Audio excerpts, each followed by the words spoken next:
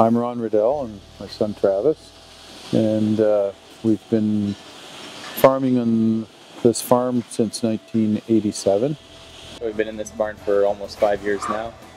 2 robots, sand-bedded, freestall, and flush barn.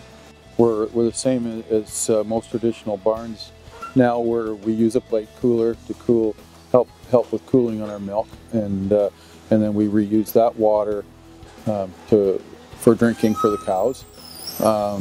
This barn is a flush barn, which means we clean our alleys with recycled flush water.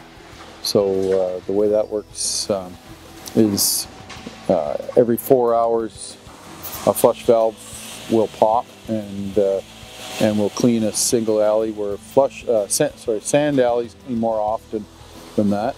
The water travels to a new manure tank that we built with this barn, and where we suck top water from a raft, a pump that's floating on a raft, and we transfer it to a second manure tank where we suck top water off again, a settling tank, and then the third spot it moves water from there to an old fuel tank, and that's where the storage of flush water stays. So it's a closed loop, and we recycle all the water. So everything in the barn is being used to clean the floors. So we have water meters for both hot and cold water throughout the entire barn.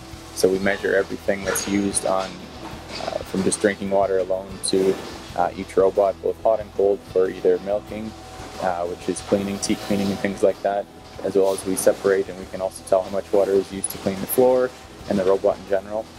We also know how much water is used to clean the milk tank every other day, and for circuit cleanings to clean the entire milking system 3 times a day. So what we like about that is we can kind of monitor each one individually and see if there's any abnormalities when we track it. If there are, we'll look at that and see maybe we can address something.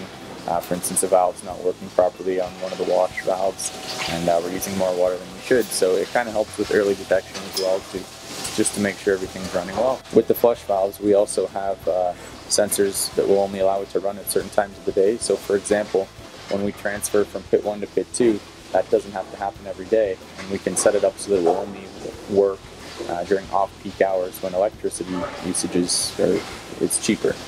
So we kind of have that in mind. Also, there's ultrasonic sensors to control the tank levels. So like again, it doesn't have to run every day, and it will only run when required, when it's the most cost effective. So we transfer approximately 800,000 gallons per week from pit 1 to pit 2 that's used for flush cleaning of the barn. So it's fairly substantial, so we're very conscious of when that transfer takes place.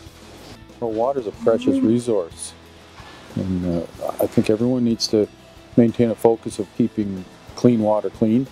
I don't know, what would you say? Yeah, I'd say I think in southwestern Ontario, with the Great Lakes so close, we maybe feel like we can take it for granted. Whereas if you read in different articles, a lot of dairy farmers, especially in California, are having a lot of trouble now with making sure they can get enough water for their herds and so on. Water rights is a big deal there. In southwestern Ontario, we haven't really seen that yet. So I think being proactive when it comes to water use and water efficiency is always a good thing, because in the next 10 or 15 years, or maybe more than that, we don't know what it'll be like, but it's always better to be more efficient and proactive, especially with water, something that everybody uses. So it tends to take for granted.